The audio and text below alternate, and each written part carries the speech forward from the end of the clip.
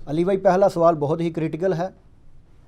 12 جنوری 2020 کو جیو نیوز کے پروگرام جرگا میں مشہور صحافی سلیم صافی کو انٹرویو دیتے ہوئے آپ کے ممدوح استاد اور بزرگ جناب جاوید احمد غامدی حافظہ اللہ تعالیٰ نے بالآخر اس حقیقت کا اعتراف کر ہی لیا کہ خلفائے راشدین رضی اللہ تعالیٰ عنہم کے بعد بنو امیہ کے بادشاہ حضرت معاویہ بن ابی سفیان رضی اللہ تعالیٰ عنہ نے اپنے دور ملوکیت میں اسلامی نظام حکومت کو نقصان پہنچایا۔ علی بھائی سے پوچھ کر بتائیں کہ غامدی صاحب کے خیالات میں اتنی بڑی تبدیلی کے پیچھے آپ کی غامدی صاحب سے 30 دسمبر 2019 کو ہونے والی میٹنگ کا اثر تو نہیں؟ آپ کے جواب کا شدت سے انتظار ہے۔ جزاک اللہ خیر و احسن الجزا۔ اس قسم کے کئی سوالات ہمیں موصول ہوئے تھے، اس میں سے ایک ماڈل کوسچن ہم نے لے لیا۔ سب سے پہلے تو میں محترم جاوید احمد غامدی صاحب حافظہ اللہ تعالی کو سلوٹ کرتا ہوں کہ انہوں نے حق گوئی کی ہے اس مسئلے میں۔ آپ کو پتہ ہے کہ ان کی عادت یہ ہے کہ وہ زیادہ آؤٹ سپوکن نہیں ہوتے کسی بھی ایشو کے اوپر۔ ہمیں کئی معاملات میں ان سے علمی اختلاف ہے، وقتاً فوقتاً اس طرح کے ٹاپکس پہ میری علمی ویڈیوز بغیر گالی گلوچ کے ان کے بارے میں آتی رہتی ہیں۔ یہ ایک ٹاپک تھا جس کی وجہ سے مجھے اپنے سٹوڈنٹس کی طرف سے بڑا تانا زنی میرے اوپر ہوئی کہ جی آپ غامدی صاحب کو آڑے ہاتھوں نہیں لیتے ہیں خلافت و ملوکیت والے مسئلے میں، کیونکہ ان کی کچھ پرانی ویڈیوز چھوٹے چھوٹے کلپس ہیں جس میں انہوں نے یعنی کہا کہ سیدنا علی بھی اپنی جگہ درست تھے اور حضرت معاویہ اپنی جگہ درست تھے، اور وہ ایک واضح لائن نہیں کھینچتے تھے حق اور باطل کے درمیان۔ یہ حق اور باطل سے مراد کفر اور اسلام نہیں ہے، یعنی اسلام کے اندر کون سچائی پہ ہے اور کون غلطی کے اوپر ہے۔ تو یہ بڑی جرت کی ہے انہوں نے کہ آن ایئر پہلی دفعہ انہوں نے بائی نیم حضرت معاویہ ابن ابی سفیان رضی اللہ تعالیٰ عنہ کا نام لے کر اس ایشو کے اوپر گفتگو کی۔ غامدی صاحب کو ان ایشوز کے اوپر انفارمیشن پہلے سے ہی کلیئر ہے، کیونکہ غامدی صاحب آپ کو پتہ ہے اسٹوڈنٹ ہیں مولانا مودودی رحمہ اللہ تعالیٰ کے، اس کی وجہ سے خلافت و ملوکیت انہوں نے پڑھی ہوئی ہے، یہ سارے ایشوز ان کو پتہ تھے، لیکن وہ بولڈلی آ کے اس ٹاپک کے اوپر بات نہیں کرتے تھے، بس درمیان کی بات کر کے اس کو چھوڑ دیتے تھے۔ لیکن اس کا نقصان یہ ہو رہا تھا کہ وہ یعنی مقدمہ جو ہے وہ خلافت کا کمزور ہو رہا تھا۔ اب اللہ کا شکر ہے کہ وہ ان کے اوپر جو اس حوالے سے بلیم تھا وہ اتر گیا، اور یہ بڑی جرت کی ہے انہوں نے۔ مولانا مودودی رحمہ اللہ تعالیٰ نے جس طریقے سے اس حق کو کھول کر بیان کیا خلافت و ملوکیت میں، اور اس کے بعد میں نے خلافت و ملوکیت کا دفاع 200 احادیث کی روشنی میں اکثر بخاری اور مسلم سے اپنے ریسرچ پیپر نمبر 5B میں کیا، جس کا تعارف میں آپ کو اس کے جواب کے اینڈ میں انشاءاللہ کروا دوں گا۔ اس کی سافٹ کاپی بھی ہارڈ کاپیز بھی آپ منگوا سکتے ہیں۔ 12 جنوری 2020 کو یہ پروگرام جرگا آن ایئر ہوا ہے جیو ٹی وی کے اوپر، جس میں بیسیکلی غامدی صاحب سے ٹاپک ڈسکس ہو رہا تھا ورلڈ پالیٹکس، اس وقت جو دنیا کے اندر پالیٹکس چل رہی ہے اور کس قسم کے حکمران جو ہیں وہ آ کر بیٹھ گئے ہیں۔ یعنی امریکہ جیسے ملک کے اندر جہاں پہ رول آف لا ہے، آئین کی پاسداری ہے، بیسک ہیومن رائٹس ہیں، تمام مذاہب کے لوگوں کو ایکولی ٹریٹ کیا جاتا ہے، اس طرح کے ماحول کے اندر ایک بڑا فنڈامنٹلسٹ قسم کا آرتھوڈاکس کرسچن، یہودی نما کرسچن ٹرمپ حکمران بن گیا، جو وہاں کے جو اوریجنل رہنے والے امریکنز ہیں ان کی سپورٹ سے اوپر آیا۔ اسی طریقے سے آپ کے پڑوسی ملک انڈیا کے اندر بھی ایک آرتھوڈاکس جو ہندوازم چل رہا تھا اس کا ایک ریپریزنٹیٹو مودی ان پہ مسلط ہوا ہے، اور اس دن سے جو انڈیا کے ماتھے کا جھومر تھا سیکولرزم، جس کو بڑا فخریہ بیان کرتے تھے، اس کو داغ لگ گیا۔ تو یہ پوری دنیا کے اندر یہ جو تبدیلی آ رہی ہے، اس کے پیچھے ریزنز کیا ہیں؟ کیونکہ غامدی صاحب پولیٹیکل سائنس، فلسفی، ان سارے ٹاپکس پہ انہوں نے ڈگریز کی ہوئی ہیں، ماسٹر ڈگریز ہیں ان کے پاس، اس کو ڈسکس کر رہے تھے، اور اس میں انہوں نے ایگزامپل کے طور پہ اسلامک ہسٹری کو بھی ڈسکس کیا کہ یہ کچھ اسلام کی ہسٹری میں بھی ہو چکا ہے کہ نبی صلی اللہ علیہ وآلہ وسلم جب دنیا میں تشریف لائے اس وقت قبائلی تعصب بڑے عروج پہ تھا. نبی علیہ السلام کی دعوت کی برکت سے وقتی طور پہ وہ تعصب دب گیا. تو غامدی صاحب یہ بتانا چاہ رہے تھے کہ یہ بیسک ہیومن رائٹس یا اس طریقے سے سیکولرزم، یہ ساری چیزیں جب ابھر کے سامنے آتی ہیں تو اس کی وجہ سے جو نظریاتی قسم کے لوگ ہوتے ہیں وہ وقتی طور پہ دب جاتے ہیں. وہ نظریہ جس نظریے کو وہ درست سمجھ رہے ہوتے ہیں، اس کی روب کی وجہ سے اور پبلک میں ایکسیپٹنس کی وجہ سے. لیکن جیسے ہی موقع ملتا ہے نا وہ سر اٹھاتے ہیں، جس طرح امریکہ میں ٹرمپ نے سر اٹھایا ہے اور انڈیا میں مودی نے.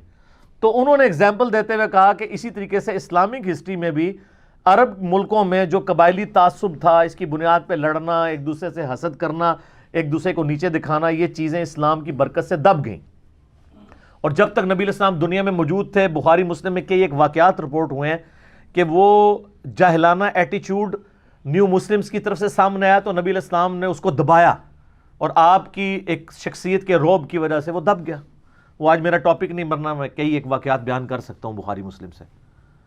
لیکن نبی علیہ السلام کے جانے کے بعد خلافت علی منہاج النبوہ بھی اس معاملے کو کسی حد تک تو لے کے چلی. لیکن اس کے بعد صلح حسن کے بعد 41 ہجری میں جب حضرت معاویہ رضی اللہ تعالیٰ عنہ برسر اقتدار آئے تو چونکہ وہ بھی ایک خاندان کے ریپریزنٹیٹیو کے طور پہ تھے بنو امیہ کے، اور غامدی صاحب نے اس گفتگو میں 2 دفعہ نام لیا کہ بعد میں خلفائے راشدین کے بعد بنو امیہ کی ملوکیت میں وہ ساری خرابیاں آ گئیں جس طرح کے آج مودی اور ٹرمپ آئے ہوئے ہیں، کیونکہ یہ بیسک وہاں کے رہنے والے لوگوں کی ریپریزنٹیشن ہے. اس کی وجہ سے جو اصل تعلیمات ہیں وہ دب گئی ہیں. انڈیا کا یہ چہرہ تو نہیں تھا جو آج مودی دکھا رہا ہے. کتنی اقوام وہاں پہ آباد ہیں، لیکن اب ہندوؤں کے علاوہ باقیوں کا رہنا مشکل ہو گیا ہوا ہے. اسی طریقے سے وہاں پہ بھی جب انہوں نے 2 دفعہ لفظ یوز کیا بنو امیہ بنو امیہ، لیکن تیسری دفعہ ان کی زبان سے نکل ہی گیا حضرت معاویہ رضی اللہ تعالیٰ عنہ. سلوٹ ہے سر. اب آپ کو جو کچھ بعد میں بھگتنا پڑے گا وہ تو ایک علیحدہ بات ہے، لیکن ظاہر ہے وہ اس سے بڑی چیزوں کے اوپر بھگت رہے ہیں تو اس کے مقابلے پہ چھوٹی چیز ہے. اس میں تو ہمارے جیسے لوگوں کی سپورٹ بھی ان کو حاصل ہوگی کہ انہوں نے حق گوئی کا حق ادا کیا ہے. اب رہا کہ اس کا کریڈٹ میں بالکل لینے کے لیے تیار نہیں ہوں. جس کا کریڈٹ ہے انڈائریکٹلی تو ضرور کسی حد تک وہ دنیا میں جہاں بھی قرآن کی کوئی آواز اٹھی ہوئی ہوتی ہے نا، اس کو ڈیپ ڈگ کریں نا تو اس کی روٹس غامدی صاحب کے ذریعے یا ڈاکٹر اسرار کے ذریعے یا ڈاکٹر ذاکر نائک کے ذریعے الٹیمیٹلی ہوتی ہوئی یا ڈاکٹر فرحت ہاشمی کے ذریعے مولانا مودودی تک پہنچتی ہیں. کیونکہ ڈاکٹر فرحت ہاشمی کے جو والد تھے وہ جماعت اسلامی کے سرگودا کے امیر تھے. ڈاکٹر اسرار صاحب خود ڈائریکٹ شاگرد ہیں مودودی صاحب کے، غامدی صاحب خود ڈائریکٹ شاگرد ہیں مودودی صاحب کے. تو دنیا میں قرآن کی آواز، اور اسی طریقے سے دنیا میں جب سیدنا علی کی حقانیت کے اوپر یا خلافت و ملوکیت کے حوالے سے جنگ جمل صفین نہروان کے اوپر آپ اگر کوئی اس کو ڈیپ ڈگ کریں نا تو اس وقت پریزنٹ ورلڈ کے اندر اس کے آپ کو تانے بانے یا تو مولانا مودودی تک جا رہے ہوں گے یا مولانا اسحاق صاحب تک یا اس حقیر تک آ رہے ہوں گے. تو وہ انڈائریکٹلی تو ضرور پہنچ رہے ہوتے ہیں. اس کا کریڈٹ میں دیتا ہوں ہمارے بڑے قریبی دوست بھی ہیں افتخار سندھو صاحب، جنہوں نے یہ 30 دسمبر 2019 کی ملاقات ارینج کروائی تھی لاہور کے اندر، جس کی پوری رودات میں نے ویڈیو میں سنائی ہے، وہ آپ نے سن لی ہوگی. بڑی بینیفیشری ہے، وہ ضرور سنیں جو ٹاپکس 1 to 1 ان سے ڈسکس ہوئے. اچھا، اس وقت میرے دل میں ایک الگ تھا کہ میں خلافت و ملوکیت والا ٹاپک بھی ان سے ڈسکس کروں، لیکن موقع نہیں ملا. تو ہوا یہ کہ جب ہم واپس آئے نا تو کچھ دنوں کے بعد مجھے افتخار صاحب کی کال آئی. آپ وہ تصاویر میں بھی دیکھیں گے کہ یعنی سینٹر میں غامدی صاحب بیٹھے ہوئے، ایک طرف سٹیج کے اوپر میں تھا اور ایک طرف افتخار صاحب بیٹھے ہوئے تھے. تو انہوں نے مجھے کال کی، میں جنازہ پڑھنے کے لیے جا رہا تھا، ابھی 15 منٹ باقی تھے. تو میں نے کہا میرے پاس ٹائم ہے تو بات کر لیتے ہیں. انہوں نے کہا آج میں نے غامدی صاحب سے ملنا ہے. تو یار منو بڑا وٹ ہے اندروں، یہ پنجابی میں گفتگو بھی کر لیتے ہیں. میں نے یعنی مجھے اندر سے بڑا قلق ہے. میں نے غامدی صاحب سے خلافت و ملوکیت کا ایشو ڈسکس کرنا ہے کہ کیوں نہیں برملا سیدنا علی کی حقانیت کے اوپر یہ بات کرتے ہیں اور کیوں گول مول الفاظ میں بات کرتے ہیں.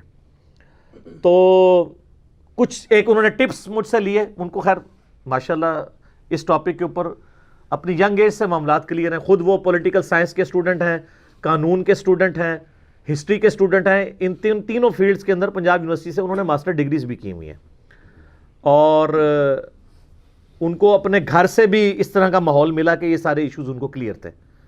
تو غامدی صاحب سے ان کی بہت پرانی دوستی ہے, ایجڈ بھی ہیں, فرینکنس بھی ہے, بولڈلی بول بھی سکتے ہیں. میں تو ظاہر ایک رکھ رکھاؤ کے ساتھ ہی بات کرتا ہوں, حالانکہ غامدی صاحب اس کا برا نہیں مانتے اگر کوئی شخص بولڈلی گفتگو کرے. تو مجھے کہتے ہیں آج میں ملنا ہے انہوں نے کچھ چیزاں میں نے ڈسکس کی ان سے, وہ چلے گئے ان کے پاس. اب یہ تو پوری تیاری کر کے گئے تھے, انہوں نے جاتے ہی جب بات شروع کی نا تو غامدی صاحب نے پتا کیا کہا؟ غامدی صاحب نے کہا وہ صحیح بخاری میں حدیث ہے نا 2812 کہ عمار کو ایک باغی جماعت قتل کرے گی, عمار ان کو اللہ اور جنت کی طرف بلائے گا, وہ جماعت دوزخ کی طرف بلائے گی. تو مجھے پتہ ہے یہ بات کہ حضرت علی کی جماعت جنت کی طرف بلانے والی ہے اور دوسری وہ ہے. اور پھر ساتھ ہی یہ مجھے افتخار سندھو صاحب نے پھر فون کر کے پوری ڈیٹیل بتائی, اور پھر میں نے ان کو کہا کہ ہمیں سوال آنا شروع ہو گئے ہیں. اور اچھا وہ ڈیٹیل بعد میں اس طرح بتائی کہ وہ سلیم صافی کا پروگرام ریکارڈ ہوا اور رات کو ہی مجھے نا میسج آنے شروع ہو گئے کہ جناب وہ تو غامدی صاحب نے تو کام ڈال دیا ہے. تو وہ میں نے پھر سندھو صاحب کو فون کیا, میں نے کہا جناب یہ تو کلپ دیکھیں, کلپ دیکھا, پھر انہوں نے مجھے پوری روداد سنائی کہ اس کے پیچھے ہوا کیا تھا, اور وہ میں آپ کو سنانے لگا ہوں. اس پروگرام کی ریکارڈنگ سے چند گھنٹے پہلے سندھو صاحب ان کے پاس گئے اور انہوں نے اس طرح یہ باتیں کی. تو انہوں نے ایک تو پہلے بخاری کی حدیث عمار کے قتل والی سنائی, اس کے بعد انہوں نے کہا وہ مسلم شریف میں 4776 نمبر حدیث ہے کہ تمہارے چچا کا لڑکا معاویہ کہتا ہے ہم لوگوں کو ناحق قتل کریں اور حرام طریقے سے ان کا مال لوٹیں, جبکہ اللہ سورہ نساء کی آیت نمبر 29 میں کہتا ہے کہ آپس میں ایک دوسرے کو قتل مت کرو اور حرام طریقے سے مال ہڑپ نہ کرو, تو ہم کیا کریں؟ تو سیدنا عبداللہ ابن عمر بن عاص نے اپنا سر جھکا لیا, تھوڑی دیر خاموشی کے بعد کہا کہ معاویہ کی اطاعت کرو ان کاموں میں جس میں وہ اللہ کی طرف تمہیں بلاتا ہے, اور جس میں اللہ کی نافرمانی کا کہے تم اس کی نافرمانی کرو. یہ صحیح مسلم میں ہے. تو ان کا مجھے پتہ ہے ان کے دور ملوکیت میں جو کچھ ہوا ہے. پھر غامدی صاحب نے ایک بڑا تلخ جملہ بولا, انہوں نے کہا کہ یہ اہل حدیث حضرات اور دیوبندی اور بریلوی مجھے تو کہتے ہیں منکرین احادیث میں سے ہے, یہ منکر حدیث ہے. منکرین تو جمع کا سیکھا ہے, منکر احادیث ہے. تو یہ حدیثیں وہ کیوں نہیں مانتے ہیں جو بخاری مسلم میں ہے؟ مجھے تو کہہ رہے ہیں. تو وہی بات جو میں بھی کہتا ہوں کہ اہل حدیث ہونے کا مطلب صرف بخاری مسلم سے رفع الیدین کی حدیثیں لینا نہیں ہے, آل امیہ کو کنڈیم کرنے والی حدیث لینا بھی تو اہل حدیث ہونا ہے نا. افتؤمنون ببعض الکتاب وتکفرون ببعض, علماء یہود والا کردار. تو غامدی صاحب نے نا ان کو اس معاملے میں کہا کہ یار میرے پیچھے تے پے ہوئے ہو, اہل حدیثوں کیوں نہیں پوچھتے؟ باقی جو میرے خلاف فتوے چڑھا رہے ہیں کہ میں حدیثوں کو نہیں ماننے والا, یہ مانتے ہیں نا حدیث کو. سندھو صاحب نے ان سے بات کی کہ جی میں ہسٹری کا اسٹوڈنٹ ہوں, احادیث کو تو سائڈ پہ کریں, ہسٹری بھی اس بات کو مانتی ہے کہ اسلام کے نظام میں تبدیلی خلفائے راشدین کے بعد آئی ہے. تو غامدی صاحب کہتے ہیں مجھے تو پتہ ہے, بلکہ میں نے آپ کو پہلے بھی ایک دفعہ بات بتائی تھی, ایک جرمن صحافی ہے جس نے یہ بات یعنی اپنے انٹرویو میں کہی تھی, اس کا JPG بھی ہم نے لگایا تھا. اس نے کہا تھا کہ ہمارا بس چلے تو ہم حضرت معاویہ کے مجسمے جو ہے نا یورپ کے اندر لگائیں, کہ اس بندے کی وجہ سے تھمتا نہ تھا سیل رواں ہمارا. یعنی جو اسلام ایک اس طرح ہر چیز کو جو ہے وہ رونتا چلا جا رہا تھا طاغوت کو, اس کے اندر جو بریک آئی ہے وہ ان کی وجہ سے آئی ہے. ہم تو آنری طور پہ حضرت معاویہ کے مجسمے اپنے چوراہوں پہ لگائیں کہ یہ بندہ ہمارا ہیرو ہے جس نے خلفائے راشدین کے نظام کو ختم کیا ہے, تو ہماری جان چھوٹی ہے. یہ ایک غیر مسلم کہہ رہا ہے. آج ہمیں یہی بتاتے ہیں نا آپ کے جی وہ غیر مسلم ہے نا, قادیانیوں کو پناہ دے رہے ہیں. تو اگر یہ اسلام دوست ہوتے تو ان کو پناہ کیوں دیتے؟ تو سر غیر مسلموں سے ہی پوچھیں کہ اسلام کے ساتھ دشمنی کس نے کی ہے. بدنیتی کے ساتھ نہیں میں کہتا, دنیا کی محبت کی وجہ سے. یہ تو میرے اس کے اوپر ریکارڈنگ موجود ہے, بخاری مسلم میں حدیث ہے. نبی علیہ السلام فرمایا اپنی وفات سے 1 مہینے پہلے خطبہ دیا تھا آپ نے, اور خطبہ کہاں دیا؟ غزوہ احد کے شہداء کے قبرستان میں جا کے, اور وہاں جا کے آپ نے خطبہ دیا. عقبہ بن عامر کے الفاظ ہیں بخاری مسلم میں کہ آخری دفعہ ممبر پہ میں نے نبی علیہ السلام کو دیکھا. ممبر آپ نے مسجد میں نہیں لگوایا, قبرستان میں. روضہ شریف سے مسجد نبوی سے تقریباً سمجھ لیں 4 کلومیٹر دور ہے, تاکہ لوگوں کو عبرت ہو. آپ فرمایا لوگوں میں تمہارا پیش رو ہوں اور ان قریب تم اپنے رب سے ملنے والے ہو. مجھے یہ تو خطرہ نہیں ہے کہ تم میرے بعد شرک کرنے لگو یا تم بھوکے مرو. البتہ مجھے یہ خطرہ ضرور ہے کہ تم میرے بعد دنیا کی محبت میں گرفتار ہو کے ایک دوسرے کو قتل کرو گے اور اسی طریقے سے تباہ و برباد کر دیے جاؤ گے جس طرح اگلے لوگ تباہ و برباد کر دیے گئے. تو سر یہی ہو گیا. اور کیا حکمت تھی, قبرستان میں خطبہ دیا عبرت کے لیے, اور دوسرا اس میں ایک اشارہ تھا, اور اس میں یہ بھی الفاظ ہیں کہ شہدائے احد پہ آپ نے دوبارہ نماز جنازہ 8 سال کے بعد پڑھی.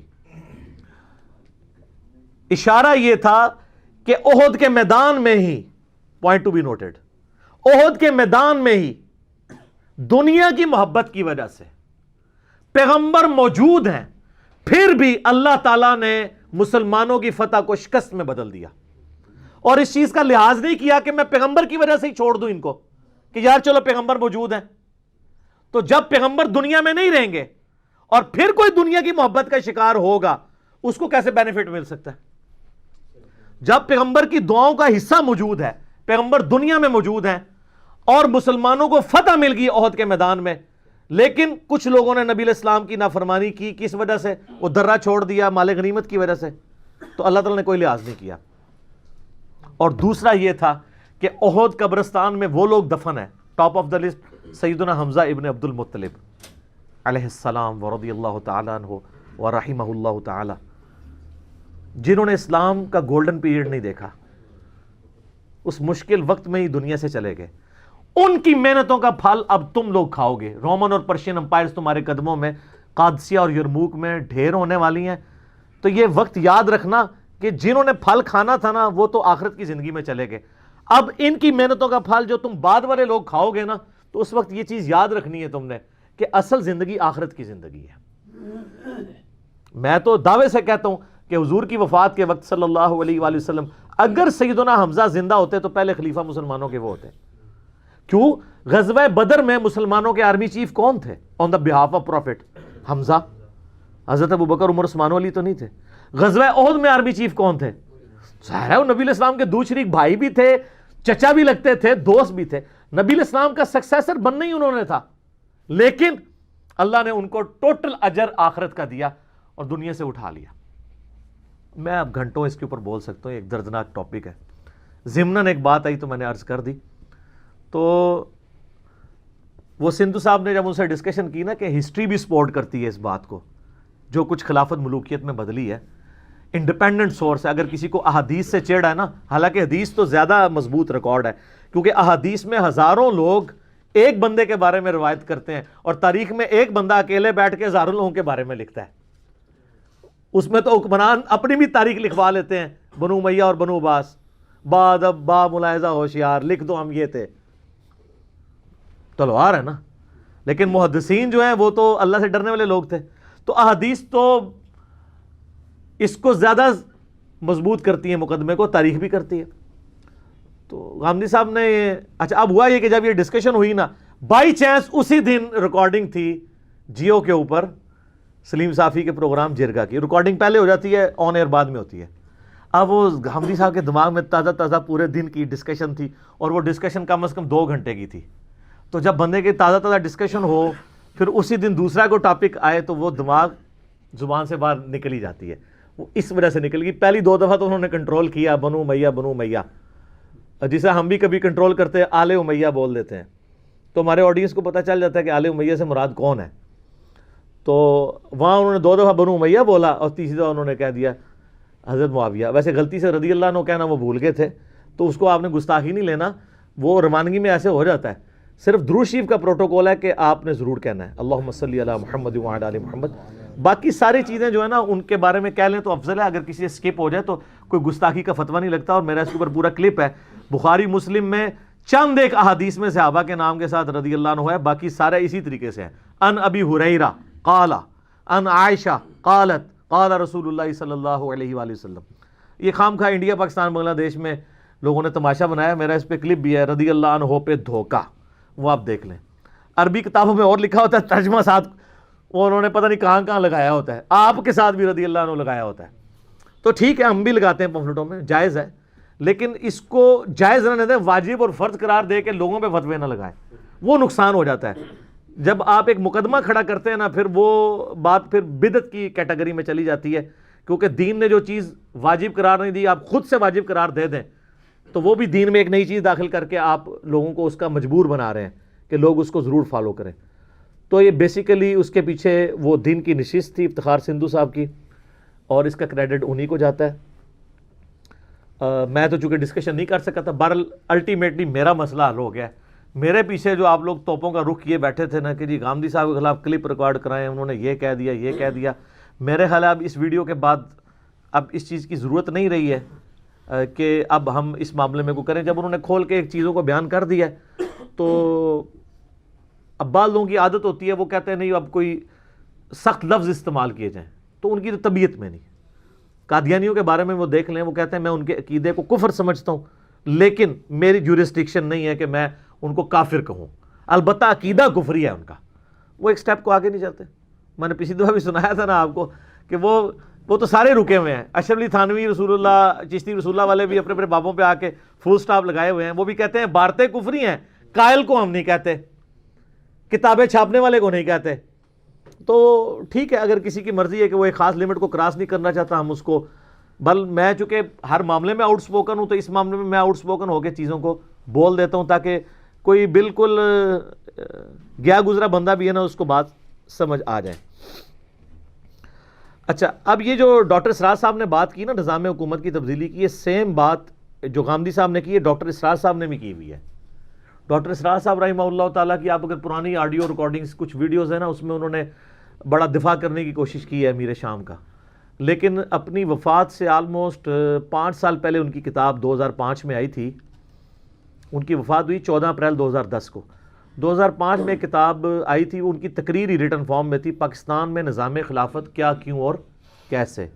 اس میں انہوں نے خود مانا ہے کہ حضرت علی کے خلاف حضرت معاویہ کی جنگ یہ ایک قبائلی تعصب کا نتیجہ تھا. اب وہی الفاظ ہیں, قبائلی تعصب تھا جو نبی علیہ السلام کی دعوت کی وجہ سے دب گیا. ورنہ بنو امیہ کب چاہتے تھے کہ پیغمبر بنو ہاشم میں آئے, ان کی تو خواہش تھی ہمارے اندر آئے. وقتی طور پہ دب گیا, لیکن جیسے ہی موقع ملا وہ اس نے اپنا سر اٹھایا. تو یہ ڈاکٹر اسرار صاحب بھی اپنی وفات سے پہلے مان کے گئے ہیں. لہٰذا بعض جو شیعہ ڈاکٹر اسرار صاحب کے بارے میں یعنی زبان درازی کرتے ہیں کہ وہ معاذ اللہ کو ناسبی تھے یا کوئی وہ حضرت علی سے بغض رکھتے تھے, یہ بالکل جھوٹ بات ہے, ایسا نہیں تھا. ورنہ وہ یہ بات لکھ سکتے تھے, پاکستان میں نظام خلافت کیا, کیوں اور کیسے, آپ کتاب پڑھ لیں, اس میں کلیئر کٹ مانا ہے. تو میرے دونوں شیخین جو ہیں, ویسے کئی ایک شیخین ہیں, یہ دو ذرا پڑھے لکھے شیخین اس فیلڈ میں, غامدی صاحب اور ڈاکٹر اسرار صاحب رحمہ اللہ, اور دوسری طرف مولانا اسحاق صاحب اور شیخ زبیر رضوی صاحب رحمہم اللہ اجمعین. تو وہ بھی شیخین ہیں, وہ دوسرے والے شیخین ہیں. تو یہ سب کے سب اس ٹاپک کے اوپر متفق تھے, اور یہ ٹاپک ایسا ٹاپک نہیں ہے جو یعنی سنی شیعہ کے اختلاف کا ٹاپک ہے اس حوالے سے کہ ہم وہ اس کے اور وہ ہمارے. یہ اولو العلم قائما بالقسط والا ٹاپک ہے, انصاف پہ قائم رہتے ہوئے, اور اس کو سپورٹیو احادیث بھی ہیں. فی البدی میں گھنٹوں بول سکتا ہوں اس کے اوپر. اس میں جو مسند احمد میں ایک حدیث ہے جو مشکات المصابیح کے اندر بھی موجود ہے, ڈاکٹر اسرار صاحب بھی اکثر وہ حدیث بیان کیا کرتے تھے. حضرت حذیفہ ابن یمان جو رازدار رسول تھے, جن کو نبی علیہ السلام نے منافقین کے نام بتائے تھے, وہ یہ حدیث روایت کرتے ہیں کہ میں نے حکمرانوں سے متعلق نبی علیہ السلام کا ایک خطبہ سنا تھا, اور حضرت نعمان ابن بشیر رضی اللہ تعالیٰ عنہ حضرت حذیفہ سے یہ خطبہ بیان کرتے ہیں کہ نبی علیہ السلام نے فرمایا کہ اللہ تعالیٰ جب تک چاہے گا نبوت تم میں باقی رہے گی, یعنی میرا وجود, پھر اللہ جب چاہے گا مجھے اٹھا لے گا, اور میری وفات کے بعد خلافت علی منہاج النبوہ قائم ہوگی, اور وہ بھی اس وقت تک رہے گی جب تک اللہ تعالیٰ چاہے گا. پھر اللہ تعالیٰ اس خلافت علی منہاج النبوہ کو بھی اٹھا لے گا, اور پھر ملکن عاضن, اور ڈاکٹر صاحب یوں کرتے ہوتے تھے, کاٹ کھانے والی ملوکیت, یعنی ہر دشمن کو کاٹنے والی, فریڈم آف ایکسپریشن ختم, جو ہمارا مخالف ہے کاٹ دیں گے اسے, وہ تم پہ مسلط ہو جائے گی. پھر اللہ تعالیٰ اس کو بھی اٹھا لے گا, اور پھر جابر حکمران تم پر آ جائیں گے. پھر اللہ جب تک چاہے گا ان کو رکھے گا, پھر ان کو بھی اٹھا لے گا, اور اس کے بعد پھر خلافت علی منہاج النبوہ قائم ہوگی, الٹیمیٹلی امام محمد مہدی کی. یہ اس میں موجود نہیں ہے, لیکن اتنے الفاظ ہیں کہ خلافت قائم ہوگی. باقی حدیث اس کو سپورٹیو ہے, امام مہدی پہ میری الگ سی ویڈیوز موجود ہیں. تو خلافت راشدہ 30 سال، اس کے بعد کاٹ کھانے والی ملوکیت جو بنو امیہ اور بنو عباس کی رہی، ایک دوسرے کو بھی کاٹتے رہے. اس کے بعد مسلمانوں پہ جابر حکمران مسلط ہوئے، کلونیل پاورز، جو آ کے زور 20ویں صدی میں ٹوٹا اور مسلمانوں کے ملک بنے. آج سے 100 سال پہلے مسلمانوں کے 57-58 ملک تو نہیں تھے، سب کچھ ہی ہڑپ کر کے تھے. جابر حکمرانوں کا اب زور ٹوٹا، اب اس نشت ثانیہ کا آغاز ہوا ہے. الٹیمیٹلی انشاءاللہ خلافت علی منہاج النبوۃ دوبارہ سے قائم ہوگی. اس کا وقت اور یہ صاحب سے پوچھ لیں، مجھے نہیں پتا، وہی اندازے لگاتے رہتے ہیں اور بڑے عرصے سے لگا رہے ہیں. اس طرح کے اندازے نہیں لگانے چاہیے. آپ ایک اسیسمنٹ دے سکتے ہیں، ضروری نہیں ہے. پھر لوگ مایوس ہوتے ہیں کہ یار یہ تو بات کی تھی. اور میں آپ کو بتاؤں قیامت کی نشانی ہے، 400 سال سے مسلمان پوری کر رہے ہیں، ابھی تک نہیں پوری ہو رہی. ہاں، آپ 400 سال پرانی ہمارے بزرگوں کی کتابیں اٹھائیں، وہ کہتے ہیں بس یہ 1000 سال ہی پورے ہونے تھے. تو سر اب 1441 ہجری آ گیا. تو ہوں کم از کم یہ تو منو کہ سارے بزرگ جڑے اٹکل پچو چلا کے گئے نے سب جھوٹے نکلے جے، تے ہوں والے بھی جھوٹے نکلن گے، وہ اللہ کو پتہ ہے. اعلیٰ حضرت نے جو سن بتایا امام مہدی کا 1837 ہجری، تو بریلویوں کے لیے خوشخبری ابھی 400 سال ہیں، کیونکہ 1441 چل رہا ہے. سب اندازے ہیں، کوئی ڈیفینیٹلی یہ چیز نہیں ہے، یہ اللہ کو پتہ ہے کب ہوگا. یہ میں ضمناً ایک بات اس میں نے کر دی. اچھا، یہ جو مسند احمد کی حدیث ہے، اس کی ڈیٹیلز آپ کو پھر جامعہ ترمذی میں، سنن ابی داؤد میں ملیں گی. اس میں تو تھا خلافت علی منہاج النبوۃ، اس کی ٹائم پیریڈ نہیں آیا تھا.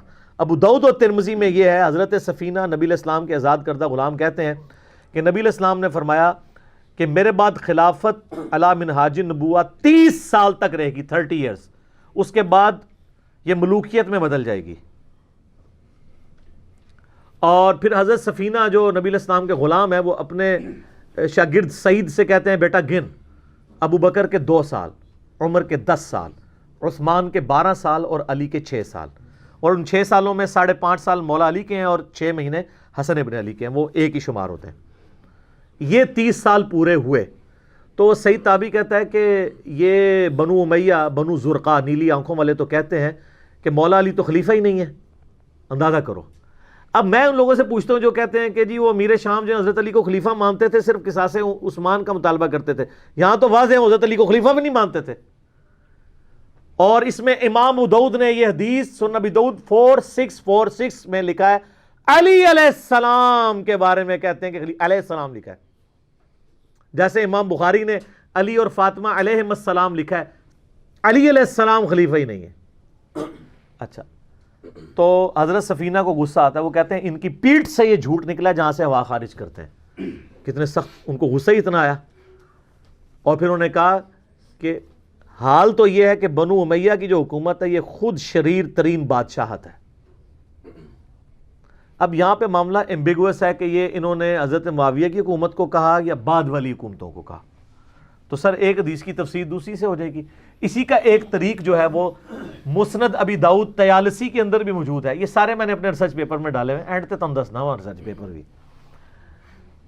اس میں وہ کہتے ہیں کہ وہ جب یہ ساری بات ہوتی ہے نا کہ یہ تو جھوٹ بول رہے ہیں، اور پھر وہ تابعی پوچھتا ہے کہ پھر حضرت معاویہ کیا تھے، تو وہ کہتے ہیں وہ اسلام کے پہلے بادشاہ ہیں.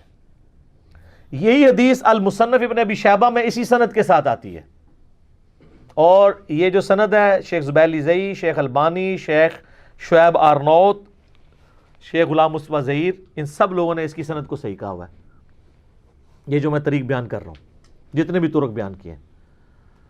مصنف ابن ابی شیبہ میں الفاظ ہیں کہ یہ سخت گیر بادشاہ ہیں بنو امیہ، اور ان کا پہلا بادشاہ معاویہ ہے. تو حضرت سفینہ نے بتا دیا یہ معاملہ کہاں سے سٹارٹ ہوا ہے، کلیئر کٹ. یہ سارے طرق میں نے ڈالے ہوئے ہیں ریسرچ پیپر کے اندر. تو یہ حدیث بالکل یعنی واضح ہے. ڈاکٹر اسرار صاحب یا غامدی صاحب نے جو کچھ بیان کیا ہے یہ احادیث سے سپورٹیو ہے. اب اس کی مثالیں اگر میں بیان کروں تو گھنٹوں چاہیے کہ کون کون سی مثالیں ہیں، وہ تو نہ ختم ہونے والی ہیں. وہ آپ ریسرچ پیپر پڑھیں گے تو آپ کو پتہ چل جائے گا. حصول برکت کے لیے اللہ نے بھی ہر چیز جوڑوں کی شکل میں بنائی ہے. تو 2 جوڑے میرے دماغ میں گھوم رہے ہیں، میں آپ کو بیان کر دیتا ہوں. دونوں صحیح بخاری سے، اور دونوں ہمارے ماموؤں کے بارے میں. وہ کہتے ہیں نا مامو خال المومنین. ایک مامو عبداللہ بن عمر اور دوسرے عبد الرحمن بن ابی بکر. سیدنا ابو بکر کا بیٹا اور سیدنا عمر کا بیٹا. آپ والے مامو نہیں، ہمارے والے جو مامو ہیں. اچھا، صحیح بخاری میں حدیث ہے 4108. تحکیم کے واقعے کے بعد جب حضرت معاویہ رضی اللہ تعالیٰ عنہ مدینہ شریف آتے ہیں تو یہ اس کا پس منظر ہے. حدیث یہاں سے سٹارٹ ہوتی ہے کہ حضرت حفصہ کہتی ہیں جو حضرت عمر کی بیٹی ہیں, ام المومنین ہیں, عبداللہ ابن عمر کی بہن ہے, کہ عبداللہ حضرت معاویہ آئے ہیں مدینے میں خطبہ دے رہے ہیں, تمہاری غیر موجودگی کو کہیں کوئی اس سے غلط رزلٹ نہ نکال لیا جائے, ظاہر ہے کوئی سازش تو نہ کر رہا ہو, تو تم جا کے اس خطبے میں بیٹھو. تو وہ اپنے بہن کے کہنے کے اوپر, جو ماں بھی لگتی ہے ام المومنین ہونے کی وجہ سے, وہ جاتے ہیں اس جا کے خطبے میں بیٹھتے ہیں. وہاں پہ حضرت معاویہ گفتگو کرتے ہوئے کہتے ہیں کہ تم میں سے جس کو خلافت کی خواہش ہے وہ اپنا سینگ اٹھائے, میں اس کے باپ سے بھی زیادہ خلافت کا حقدار ہوں.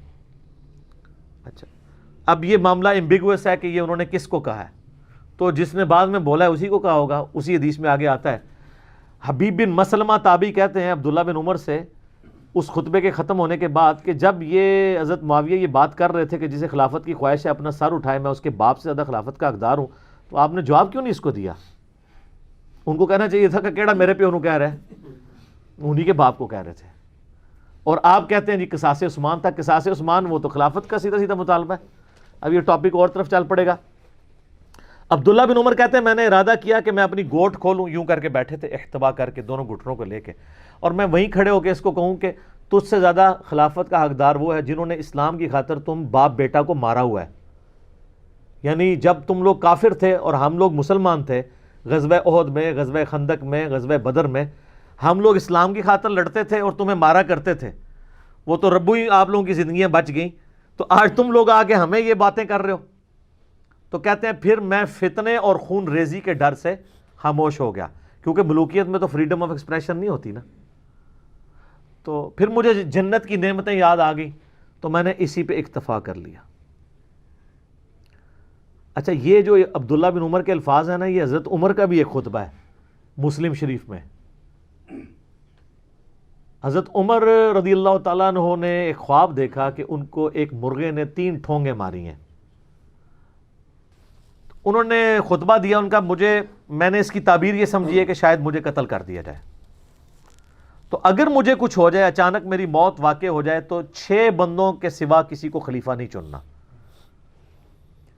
اور تم جب یہ دیکھو کہ ان 6 بندوں سے کوئی مخالفت کر رہا ہے ان کے خلیفہ بننے میں, تو سمجھ لینا یہ لوگ اسلام کے دشمن اور وہ کافر ہیں جن کو اسلام کی خاطر میں نے اپنے ہاتھوں سے مارا ہوا ہے.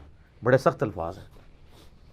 عبداللہ بن عمر نے وہی الفاظ اپنے باپ والے ریپیٹ کیے کہ تو کہتا ہے تجھے خلافت کا حقدار تو وہ ہے, یعنی اگر تم میری بات بھی کرتے ہو میں تم سے زیادہ حقدار ہوں, ہم نے اسلام کی خاطر تم باپ بیٹا کی پٹائی کی ہوئی ہے. وہی بات حضرت عمر نے بھی کی تھی. اور بخاری میں ان 6 بندوں کے نام بھی ہیں, علی, عثمان, طلحہ, زبیر, عبد الرحمن بن عوف اور سعد بن ابی وقاص. ان 6 کی خلافت کے جو خلاف کھڑا ہو تو حضرت عمر کا فتویٰ ہے کہ اسلام کا دشمن ہے, اور ان کا مجھے خطرہ ہے کہ یہ لوگ کھڑے ہوں گے جن کو میں نے اسلام کی خاطر مار مار کے اسلام میں داخل کیا, مارا ہے نا ان کو. تو عبداللہ بن عمر نے جب یہ بات کی تو حبیب بن مسلمہ نے اس پہ ورڈک دی ہے. بخاری میں الفاظ ہیں 4108, وہ کہتے ہیں کہ عبداللہ بن عمر نے خاموشی اختیار کر کے اپنی جان بھی بچا لی, اپنی عزت بھی بچا لی. ایک ماموں نے دوسرے ماموں سے جان بھی بچا لی اور عزت بھی بچا لی. تو یہ اس کا مطلب ہے وہ کاٹ کھانے والی ملوکیت, جس کو غامدی صاحب نے بھی کہا کہ وہ قبائلی تعصب, ڈاکٹر اسرار صاحب نے بھی کہا. یہ کوئی نئی بات نہیں, حدیث سپورٹیو ہے. اور دوسری حدیث وہ ہے صحیح بخاری کے اندر 4827 نمبر, سورۃ الاحقاف کی تفسیر کے کانٹیکسٹ میں امام بخاری لے کے آئے ہیں, اور وہ پوری حدیث المصنف ابن ابی شیبہ میں موجود ہے, المستدرک الحاکم میں موجود ہے, سنن نسائی الکبریٰ کے اندر موجود ہے. اور سب سے بڑھ کے آسان آپ کے لیے کہ تفسیر ابن کثیر کھولیں جس کو سارے مانتے ہیں, اس میں آپ پارہ نمبر 26 میں سورۃ الاحقاف کی آیت نمبر 17 کی تفسیر میں وہ سارے کے سارے طرق بخاری سے, معجم الکبیر طبرانی سے, حاکم سے, سنن نسائی الکبریٰ سے ایک جگہ جمع کر دیے ہیں, جو ہم نے اس پمفلٹ میں بھی جمع کیے ہیں, جس کا تعارف آپ کو اینڈ پہ کروا دیں گے. اور وہ یوں ہے کہ عبد الرحمن بن ابی بکر, حضرت ابو بکر کا بیٹا, ان کے بارے میں صحیح بخاری میں الفاظ ہیں کہ مروان بن حکم جو مدینہ کا گورنر تھا نا حضرت معاویہ کی طرف سے, وہ مسجد نبوی میں خطبہ دیتے ہوئے کہتا ہے کہ یزید ابن معاویہ, بار بار یزید ابن معاویہ کے فضائل و برکات بیان کرتا ہے تاکہ حضرت معاویہ کی وفات کے بعد اس کے لیے بیعت لی جائے. تو وہ کہتا ہے کہ اللہ تعالیٰ نے امیر المومنین کو ایک بات سجھائی ہے امت کے وسیع تر مفاد میں, جیسے ہمارے حکمران بھی کہتے ہیں میرے عزیز ہم وطنوں, امت کا وسیع تر مفاد, پاکستانی مفاد. تو وہ چاہتے ہیں کہ وہ اپنے بعد اپنے بیٹے کو خلیفہ نامزد کر دیں. سر یہ وسیع تر مفاد ابو بکر کے بیٹے کو کیسے عزم ہو سکتا تھا جنہوں نے اسلامی نظام حکومت دیکھا تھا؟ وہ عبد الرحمن بن ابی بکر وہیں کھڑا ہو گیا. امام بخاری چونکہ بہت شریف طبیعت کے آدمی تھے, انہوں نے بس اتنا کہا کہ اس نے کچھ کہہ دیا. وہ کیا کہا وہ ہم آپ کو بعد میں بتائیں گے باقی حدیث سے, جس کا میں نے آپ تفسیر ابن کثیر میں وہ سارا کچھ موجود ہے, میں صرف بخاری کے الفاظ بتا رہا ہوں. کچھ کہہ دیا تو مروان بن حکم نے کہا پکڑو اس کو, گرفتار کر لو, نیب کے حوالے کر دو. جب یہ بات ہو رہی ہو تو پھر کیا ہوتا ہے, کوئی چوبے والی بات ہوتی ہے. تو وہ حضرت عائشہ کے حجرے میں چلے گئے, اب بہن تھی, اور یہ وہ بہن, یہ وہ بھائی ہے حضرت عائشہ کے کہ باپ اور ماں دونوں سیم ہے. محمد بن ابی بکر جو ہے وہ دوسری ماں سے ہے, اسما بنت امیس سے. اما عائشہ کی جو اپنی والدہ تھی نا, اسی والدہ سے ان کا بھائی ہے عبد الرحمن بن ابی بکر. آپ وہ کلپ دیکھ لیں, سیدہ عائشہ کا قاتل کون, اس میں نے کئی چیزیں اور بتائی ہیں. اب وہ حجرے میں گھس جاتا ہے تو مروان کو صبر نہیں آتا. اب وہ اندر تو نہیں جا سکتا کیونکہ پبلک پریشر ہے, سیدہ عائشہ کا حجرہ ہے, ماں ہے. وہ باہر سے غصہ نکالتا ہے, ابو بکر کے بیٹے تیرے بارے میں سورہ احقاف کی آیت ہے وہ کہ میرے ماں باپ مجھے کہتے ہیں کہ جب تم مر کے مٹی ہو جاؤ گے تو دوبارہ زندہ کیے جاؤ گے, یہ اگلے لوگوں کی کہانی ہے. تو تھا ابو بکر کا بیٹا جو قرآن کو اگلے لوگوں کی کہانیاں کہتا تھا. استغفر اللہ. صحابہ کے گستاخ کون؟ آل امیہ. سیدہ عائشہ کو غصہ آیا, انہوں نے کہا آل ابی بکر کے بارے میں اس طرح کی کوئی آیت نازل نہیں ہوئی سوائے وہ آیات جو میری برات میں نازل ہوئی ہیں سورہ نور کی. تم آل ابی بکر کے بارے میں یہ بات کر رہے ہو؟ بخاری میں اتنا ہی ہے. اب آ جائیں جناب حاکم میں, سنن نسائی الکبریٰ کے اندر, اور سب سے بڑھ کر تفسیر ابن کثیر, جس کو سارے ماشاءاللہ کہتے ہیں کہ جی ہماری بیسٹ تفسیر ہے, اس میں سورہ احقاف کی آیت نمبر 17 میں یہ ساری انہوں نے طرق جمع کی ہیں. اب میں آپ کو بتاتا ہوں وہ بات کیا تھی جو امام بخاری نے سکپ کی ہے. کچھ کہا, وہ یہ کہا کہ وہ تقریر کے دوران اس نے کہا کہ امیر المومنین چاہتے ہیں کہ یزید کو بنا دیں, ابو بکر نے بھی تو عمر کو بنایا ہی تھا نا. اب حضرت عمر کے ابو بکر کے بیٹے تھے تو وہ ملوکیت تو نہیں کی تھی, ایک ٹیلنٹڈ, اور وہ بھی مشورے سے کیا تھا, کوئی ڈکٹیٹرشپ نہیں تھی, صحابہ کے مشورے سے کیا تھا. تو ابو بکر کے بیٹے کو تو غصہ آنا تھا کہ مجھے تو نہیں میرے ابا جی نے بنایا, تو مثال جو ہے باپ بیٹے کی دے رہا ہے, اور کیا سوال گندم جواب چنا. تو وہاں پر کھڑے ہو کے عبد الرحمن بن ابی بکر, جو امام بخاری کہتے ہیں نا کچھ کہا, وہ الفاظ پھر حاکم کے اندر ہیں, سنن نسائی الکبریٰ میں, تفسیر ابن کثیر میں, کہ کہا کہ سیدھی طرح کہہ تیرا امیر المومنین معاویہ چاہتا ہے کہ کیسر و کسرا کے طریقے پہ چلے, ابو بکر اور عمر کے طریقے پہ نہیں. اب یہ بڑی سخت بات تھی, اس میں کہا گرفتار کر لو اسے. بالکل صحیح بات کی ہے لیکن گرفتار کر لو. اچھا, وہاں جب پہنچے تو اما عائشہ کے الفاظ ہیں اندر سے جو انہوں نے کہا اسکت, خاموش ہو جا, آل ابی بکر کے بارے میں سوائے میری برات کی کوئی آیات نازل نہیں ہوئی. یہ تو بخاری میں, ان کتابوں میں آگے موجود ہے. انہوں نے کہا البتہ تیرے بارے میں مروان, نبی علیہ السلام نے فرمایا تھا حکم پہ لعنت, اس کی اولاد پہ لعنت, تو اسی لعنت کا ٹکڑا ہے, تو اپنے باپ کی پشت میں تھا جب اللہ کے نبی نے تم لوگوں پہ لعنت کی ہوئی ہے. یہ باپ بیٹا کو تو حضور نے نکلوا بھی دیا تھا نا مدینہ شریف سے. حضرت ابوبکر عمر کے دور میں حضرت عثمان نے بڑا زور لگایا کہ میرے رشتہ دار ہیں, ٹھیک ہو گئے, آپ قبلہ درست ہو گیا واپس, انہوں نے نہیں آنے دیا. پھر حضرت عثمان جو کہ خلیفہ بنے تو ان کو لے آئے, اور پھر یہی بندہ حضرت عثمان کی شہادت کا سبب بھی بن گیا. وہ اللہ نے بیلنس بھی کر دیا اس معاملے کو, داماد بھی بن گیا پھر مروان حضرت عثمان کا.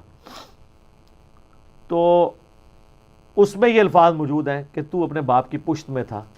یہ ساری احادیث میں نے ریسرچ پیپر میں بھی ڈالی ہوئی ہیں. میں اینڈ پہ بس وہ حدیث بیان کرتا ہوں. کتاب الاوائل ہے, امام ابن ابی عاصم اہل سنت کے بہت بڑے امام ہیں, انہوں نے کتاب لکھی ہے کتاب الاوائل. پہلے کون کون سے کام ہوئے تھے, ہر وہ کام جو پہلے ہوا ہے نا وہ انہوں نے لکھا ہے. مثلا ترمذی کی حدیث ہے کہ اللہ نے سب سے پہلے قلم کو پیدا کیا، یہ حدیث وہ لے کے آیا ہے. اچھا امت میں سب سے پہلے بیٹھ کے خطبہ کس نے دیا؟ حضرت معاویہ رضی اللہ تعالیٰ عنہ نے. اس طرح امت میں جو پہلے کام انسانی ہسٹری میں کوئی ہوئے ہیں یا اس امت کی ہسٹری میں، وہ سارے لے کے آئے ہیں.